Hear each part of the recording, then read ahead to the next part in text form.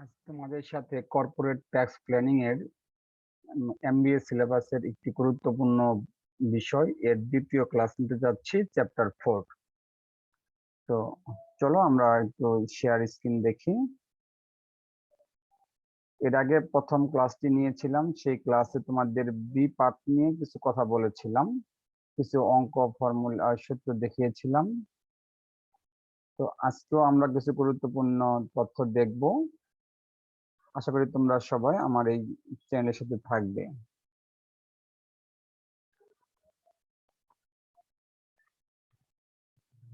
হ্যাঁ, আজকে আমরা দ্বিতীয় ক্লাসটি নিচ্ছি।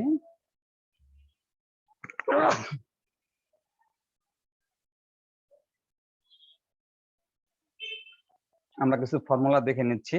আমি এই ফর্মুলাটা কত ক্লাসে দেখছিলাম, বিএল সমান সমান ভ্যালু অফ আনলিভারেড ফান্ড, অর্থাৎ এটি আমাদের এই কর্পোরেট ট্যাক্স প্ল্যানিং এর চতুর্থ চ্যাপ্টারে একটি গুরুত্বপূর্ণ সূত্র, ভ্যালু অফ আনলিভারেড ফার্ম এবং ভ্যালু অফ লিভারেড ফার্ম। এর আগে আমরা দুটি সূত্র নিয়ে কথা বলেছিলাম, আজকে আবারও এই সূত্রটি নিয়ে কথা বলতেছি, ভ্যালু অফ আনলিভারেড ফার্ম।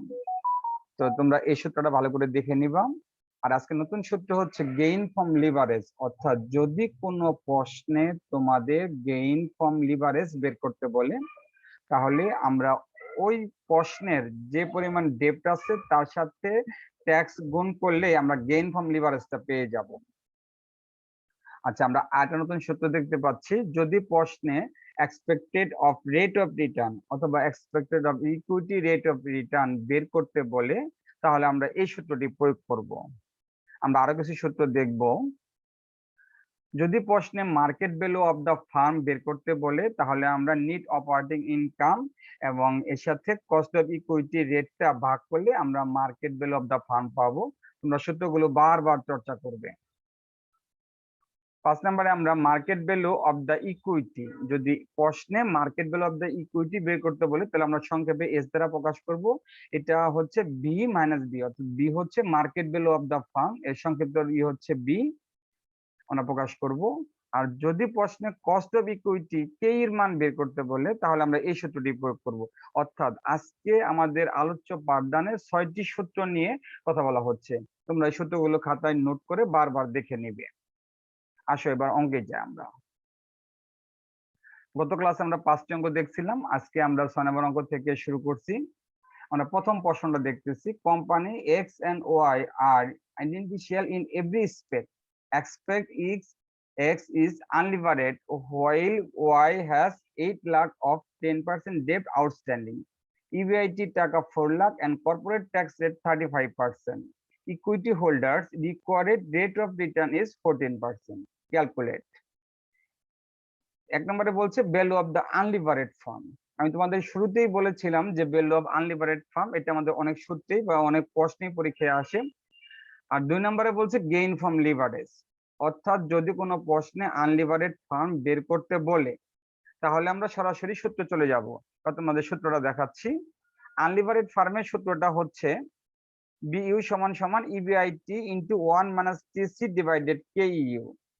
এখানে ইবিআইটি মানে ইবিআইটি প্রশ্নে সরাসরি দেওয়া আছে 4 লাখ। আমরা একটু প্রশ্নটা দেখে আসি। ইবিআইটি দেওয়া আছে আমাদের 4 লাখ টাকা, আমি একটু বোল্ড করে দেখাচ্ছি।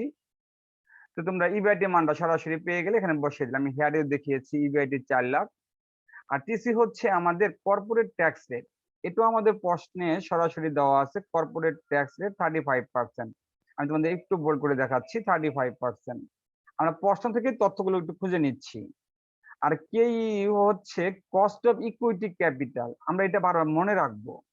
এই কস্ট অফ ইকুইটি ক্যাপিটালকে রিকোয়ার্ড রেট অফ রিটার্নও বলা হয়, তোমরা একটু নোট করে নিতে পারো। আমি যেটাকে সত্যি কস্ট অফ ইকুইটি রিটার্ন বলেছি প্রশ্নে, সেটাকে অনেক সময় রিকোয়ার্ড রেট অফ রিটার্ন নামেও থাকতে পারে। আচ্ছা, আমরা এই 3টা মানে প্রশ্নে সরাসরি পেয়ে গেলাম, পেয়ে এই 3টা মান সূত্রে প্রয়োগ করে আমরা অ্যান্সার পেয়ে গেলাম 18,57,143 টাকা। আশা করি তোমরা বুঝতে পারছো। এবার 2 নম্বরে আসা যাক, রিকোয়ারমেন্টে 2 নম্বরে জিজ্ঞেস করেছে গেইন ফ্রম লিভারেজ, লিভারেজ বের করার জন্য। তো লিভারেজ বের করার আমি সূত্রটা শুরুতেই দেখিয়ে আসছিলাম যে ডেপ্ট ইনটু টিসি, মানে দেখতে পাচ্ছ তাহলে আমরা একটু প্রশ্নে দেখি। আমাদের প্রশ্নে এখানে 10% সুদে 8 লক্ষ টাকা বাহ্যিক কোনো প্রতিষ্ঠানের কাছ থেকে আমাদের ধার করা হয়েছিল। এটাকে ডেপ্ট বলা হয়, অর্থাৎ প্রশ্নে যে টাকাটা ধার করা মূলধন বা ঋণ করা মূলধন সেটাই হচ্ছে আমাদের ডেপ্টেড টাকা। আর ডেপ্টেড টাকা চেনার জন্য একটি সহজ ইয়ে হচ্ছে, প্রশ্নে ডেপ্টেড টাকার সাথে একটি পার্সেন্ট উল্লেখ থাকে, যেটাকে আমরা ইন্টারেস্ট বলে থাকি। আচ্ছা, তো এবারে আমরা ডেপ্টের মান পেয়ে গেলাম 8 লক্ষ টাকা। আর আমরা কিছুক্ষণ আগে 1 নম্বরে অ্যান্সারের জন্য আমরা টিসির মান পেয়েছিলাম। টিসি হচ্ছে আমাদের কর্পোরেট ট্যাক্স রেট, এটা দেওয়া আছে 35%। জাস্ট ছোট্ট একটু ক্যালকুলেশন করলে আমরা অ্যান্সারটা পেয়ে গেলাম 2,80,000 টাকা। আশা করি তোমাদের কোনো প্রশ্ন থাকার কথা না। আমি আবারও বলবো, তোমরা সূত্রটাই বারবার ভালো করে দেখে নিবে, দেখে তারপর প্রশ্নে কি চেয়েছে সেটা বুঝে সূত্রটা লিখো, তাহলে আমাদের অ্যান্সারটা সহজ হয়ে যাবে। আমরা তার পরবর্তী প্রশ্নে যাচ্ছি। তোমরা প্রশ্নটা দেখতে পাচ্ছ, the following information to BD limited. Number 1, risk-free interest in the market is 15%. Number 2, the firm's beta coefficient 1.40.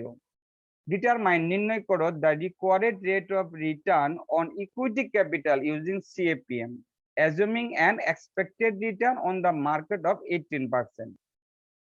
যদি এই ধরনের প্রশ্ন আমরা পাই তাহলে খুব সহজে যেটা মনে রাখবো সেটা হচ্ছে, যদি প্রশ্নে আমাদের সিএপিএম মেথডে required rate of return on equity বের করতে বলে এবং ওই প্রশ্নে যদি better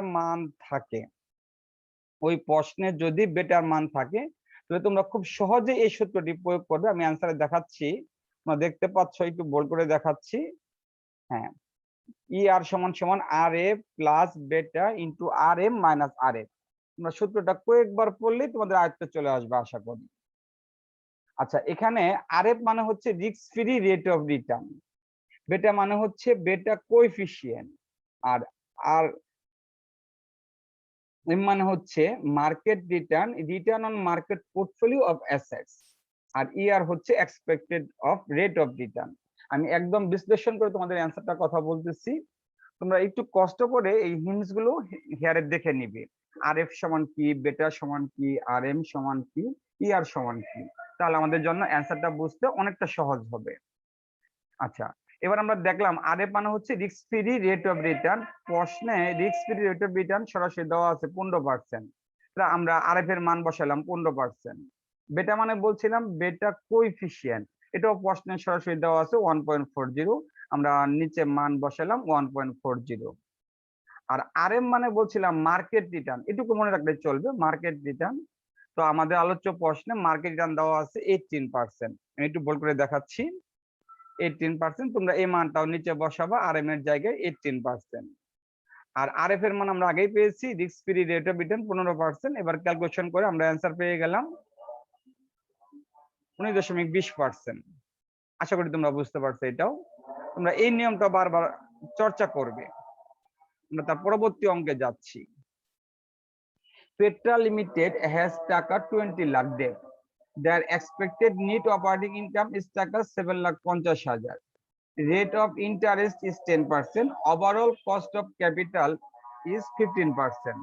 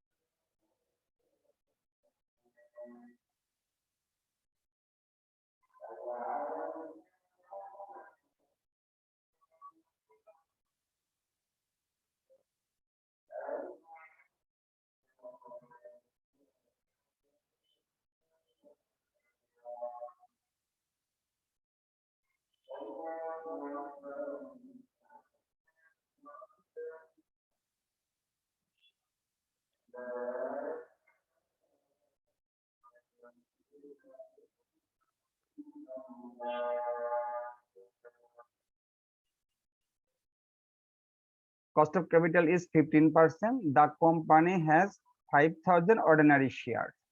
You are asked to determine, আমাদের নির্ণয় করতে বলছে market value of the firm. Number 2, market value of the equity. Number 3, cost of equity. Number 4, market price per equity. আচ্ছা, তোমরা প্রশ্ন এসে দেখতে পাচ্ছ, আমি আর একটু সহজ করে বলি। প্রশ্নে আমাদের 1 নম্বরে market value of the farm বের করতে বলছে, 2 নম্বরে market value of the equity নির্ণয় করতে বলছে, 3 নম্বরে কস্ট অফ ইকুইটি বের করতে বলছে, 4 নম্বরে মার্কেট প্রাইস পার ইকুইটি বের করতে বলছে। আমরা প্রশ্নটা পড়ে কি কি বের করতে বলছে সেটা সম্পর্কে একটু ধারণা নিয়ে নিব। আচ্ছা, আর আজকের ক্লাসের শুরুতে আমি নতুন কিছু সূত্র নিয়ে আলোচনা করেছিলাম। তোমরা আমার সাথে এই ক্লাসগুলো নিয়মিত করো এবং বাসায় একটু করে চর্চা করো, তাহলে সহজ হয়ে আসবে ইনশাল্লাহ। আচ্ছা, আমি অ্যান্সারে যাচ্ছি। তো প্রথমে আমি লিখলাম এখানে ডেট 20 লাখ টাকা 10%, একটু হিন্টস নিয়ে রাখলাম প্রশ্নের শুরুতে অ্যান্সারে। 20 লাখ টাকা আমাদের দাঁড় করা মূলধন ছিল, যেখানে আমাদের 10% সুদ দিতে হবে, তাই আমরা উপরে পার্টিকুলারসের পাশে লিখে রাখলাম ডেট 20 লাখ টাকা 10%। আচ্ছা, এখানে তোমরা যে কাজটা করবে সবার আগে সেটা হচ্ছে আমরা ইবিআইটি অথবা নেট অপারেটিং ইনকাম, দুটা সেম জিনিস। এখানে আমাদের প্রশ্নে ইবিআইটি এবং নেট অপারেটিং ইনকাম দুটার যে কোনো একটা দেওয়া আছে 7,50,000 টাকা। আমি একটু বোল্ড করে দেখাচ্ছি।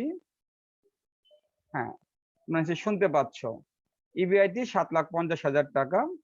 এই ইবিআইটি থেকে আমরা সবসময় বিয়োগ করি ইন্টারেস্ট, আর ইন্টারেস্ট বিয়োগ করা হয় আমরা যে পরিমাণ টাকা ধার করি, অর্থাৎ ওই ফেস ভ্যালুর উপর। আমরা টাকা ধার করেছিলাম 20 লাখ, 20 লাখের 10%, তাহলে আছে 2 লাখ। এবার ইবিআইটি টাকা থেকে আমরা ইন্টারেস্টটা বিয়োগ করে যা পেয়ে গেলাম তার নাম হচ্ছে ইবিটি অথবা নেট ইনকাম। আর প্রশ্নে আমাদের ওভারঅল কস্ট অফ ক্যাপিটাল দেওয়া ছিল 15%। তো আমরা উপর থেকে এই তথ্যটা নিয়ে আসলাম, ওভারঅল কস্ট অফ ক্যাপিটাল, এটাকে সংক্ষেপে বলা হয় K0। আমি আবারও বলতেছি, ওভারঅল কস্ট অফ দ্য ক্যাপিটালকে সংক্ষেপে আমরা K0 নামে প্রকাশ করতে পারি। এটা আমরা প্রশ্নে পেয়েছি 15%, এটা আমরা ভাঙিয়ে নিলাম 0.15। আচ্ছা, এবার রিকোয়ারমেন্টে 1 নাম্বার জিজ্ঞেস করছিল market value of the farm, আমরা 1 নাম্বার অ্যান্সারটা নির্ণয় করতেছি। তো তোমাদের এটুকু বলে রাখি, বি পার্টে 4 নাম্বার প্রশ্নে 4টাও থাকতে পারে, আবার অনেক সময় 2টাও থাকতে পারে। তবে 4টা শিখলে 2টা বা 4টা যেটাই আসুক তোমরা সেটাই অ্যান্সার করতে পারবে। Market value of the fund, এটাকে সংক্ষেপে ভি দ্বারা প্রকাশ করা হয়। সূত্রটা হচ্ছে এনওআই ডিভাইডেড K0। আমরা এনওআই এর মানটা কিছুক্ষণ আগে বের করেছিলাম 7,50,000 টাকা, উপরে পেয়েছি। আর K0 মান পছন্দ দেওয়া আছে 15%, এটাকে ভাগ করলে আমরা পেয়ে গেলাম একেবারে সরাসরি, সেটা হচ্ছে যে 50 লক্ষ টাকা। আমি অ্যান্সারটা একটু বোল্ড করে দেখাচ্ছি, তোমরা দেখো, 50 লক্ষ টাকা পেয়ে গেলাম 1 নাম্বার প্রশ্নের উত্তর। এবার 2 নম্বর প্রশ্ন জিজ্ঞেস করেছিল market value of the equity, অর্থাৎ ইকুইটির মার্কেট ভ্যালু কত। আমরা এবার 2 নম্বর প্রশ্নে যাচ্ছি অ্যান্সার বের করার জন্য। তো প্রশ্নে market value of the debt এটাকে লিখলাম, এটাকে সংক্ষেপে বি দ্বারা প্রকাশ করা হয়। আমরা প্রশ্নের শুরুতে যে 20 লক্ষ টাকার ডেপ্টকৃত মূলধন ছিল সেটাকে আমরা সংক্ষেপে বি দ্বারা প্রকাশ করলাম, এখানে আমরা পেয়ে গেলাম 20 লক্ষ টাকা। তো এবার 2 নম্বর প্রশ্নের অ্যান্সারে যাচ্ছি, market value of the equity সংক্ষেপে এস দ্বারা প্রকাশ করা হয়। এটা সূত্র হচ্ছে ভি মাইনাস ভি। আমরা কিছুক্ষণ আগে যে মার্কেট ভ্যালু অফ দা ফার্মের মান নির্ণয় করলাম, এটাকে ভি দ্বারা প্রকাশ করা হয়। তো আমরা ভি এর মানটা পেয়ে গেছি 50 লক্ষ টাকা, আর এই বিটা হচ্ছে আমাদের market value of the debt, যেটা প্রশ্নে আমাদের ঋণ করা মূলধন 20 লক্ষ টাকা। জাস্ট বিয়োগ করলে আমরা যে উত্তরটা পেয়ে গেলাম 30 লক্ষ টাকা, এটা আমাদের দ্বিতীয় উত্তর। 3 নম্বরে জিজ্ঞেস করেছিল কস্ট অফ দা ইকুইটি নির্ণয় করার জন্য। তো কস্ট অফ ইকুইটি সূত্র হচ্ছে, কস্ট অফ ইকুইটিকে সংক্ষেপে কেই দ্বারা প্রকাশ করা হয়। তোমরা এগুলো মনে রাখার চেষ্টা করবে। আর এটা সূত্র হচ্ছে এনআই ডিভাইডেড এস ইনটু 100। আমরা এনআই এর মান কিছুক্ষণ আগে পেয়েছিলাম যে 5,50,000 টাকা, আর এস মানে হচ্ছে আমাদের market value of the equity, এই মানটাও বের করেছি। তো আমরা এনআই মানের সাথে এস এর মান দ্বারা ভাগ করে 100 দ্বারা গুণ করলে আমরা পার্সেন্টেজটা পেয়ে গেলাম 18.33%। তো তোমরা মনে রাখবে কস্ট অফ ইকুইটি উত্তর সবসময় পার্সেন্ট দ্বারা প্রকাশ করা হয়। এবার আমরা 4 নাম্বার প্রশ্নের উত্তরে যাচ্ছি, সেটা হচ্ছে মার্কেট প্রাইস পার ইকুইটি। তো আমরা আমাদের এখানে এটা বের করার জন্য প্রশ্নে আমাদের টোটাল নাম্বার অফ শেয়ার দেওয়া ছিল 5,000 অর্ডিনারি শেয়ার। আমরা এই হিন্টসটা একটু নিয়ে নিলাম নিচে। তো টোটাল নাম্বার অফ শেয়ার হচ্ছে 5,000, আর মার্কেট প্রাইস পার ইকুইটি বের করার সূত্র হচ্ছে S divided number of share. আমরা এস এর মান কিছুক্ষণ আগে পেয়েছিলাম 30 লক্ষ টাকা। ওই 30 লক্ষ টাকাকে নাম্বার অফ শেয়ার অর্থাৎ 5000 শেয়ার দ্বারা ভাগ করলে প্রত্যেকটা ইকুইটি শেয়ারের মূল্য কত, এখানে আসে 600 টাকা। আমরা 4 নাম্বার প্রশ্নের উত্তর পেয়ে গেলাম। তো আমি আশা করি তোমরা আজকের ক্লাসের সমস্ত তথ্যই বুঝতে পারছো। তোমরা বাসায় বারবার এগুলো চর্চা করবে। চর্চা করার মাধ্যমে তোমাদের এই কর্পোরেট ট্যাক্স প্ল্যানিং বিষয়ের মতো একটি কঠিন এবং তাত্ত্বিক বিষয়ের গাণিতিক সমস্যাগুলো আস্তে আস্তে সহজ হবে। আর তোমাদের কোনো সমস্যা থাকলে আমার কমেন্টস বক্সে তোমরা কমেন্টস করতে পারো। ওকে, আল্লাহ হাফেজ।